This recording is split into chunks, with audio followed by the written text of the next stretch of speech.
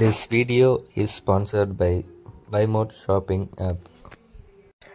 Hi friends, welcome to all.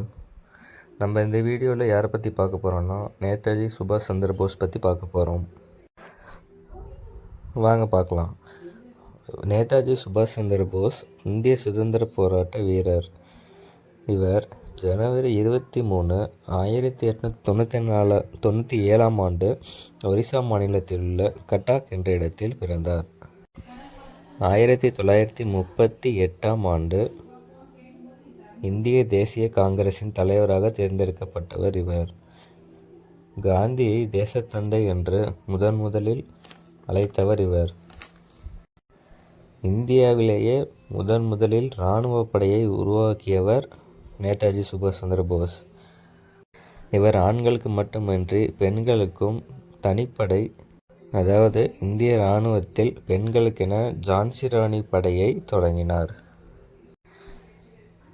நமது இந்திய ஜெய்ஹிந்த் ஸ்லோகத்தை முதலில் பயன்படுத்தியவர் நேதாஜி தான். வாழ்வின் ஒவ்வொரு நொடியிலும் சுதந்திரத்தையே நினைத்து கொண்டிருந்த மாபெரும் மாமனிதர் நேதாஜி.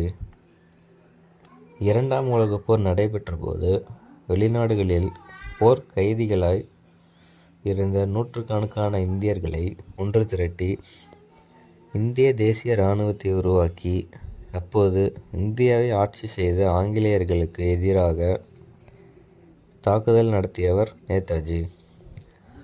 இவர் பெற்றோர் ஜானகிதநாத் போஸ், தாயார் பிரபாவதி தேவி.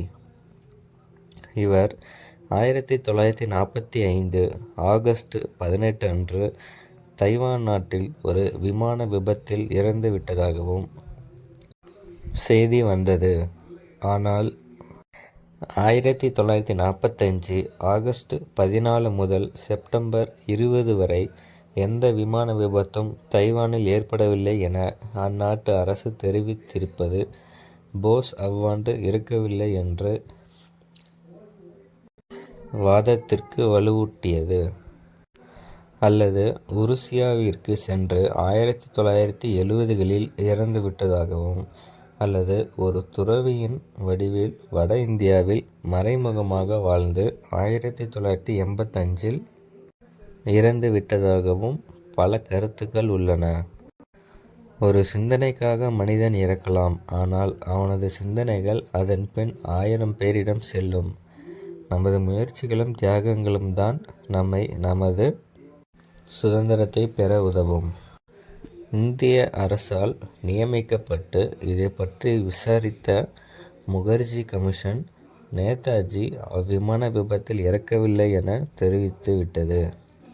1992 சுபாஷ் சந்திர போஸுக்கு இறப்புக்கு பின்னான இந்தியாவின் மிக உயரிய விருதான பாரதிய ரத்னா விருது வழங்கப்பட்டது.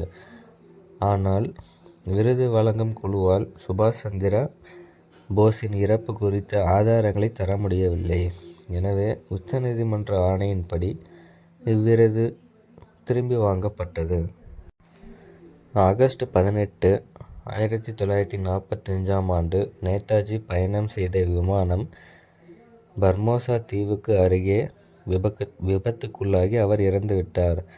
நேதாஜி சுபாஷ் சந்திர போஸ்க்கு நேதாஜி என்ற பட்டத்தை வழங்கியது இந்திய தேசிய இராணுவத்தால் வழங்கப்பட்டது.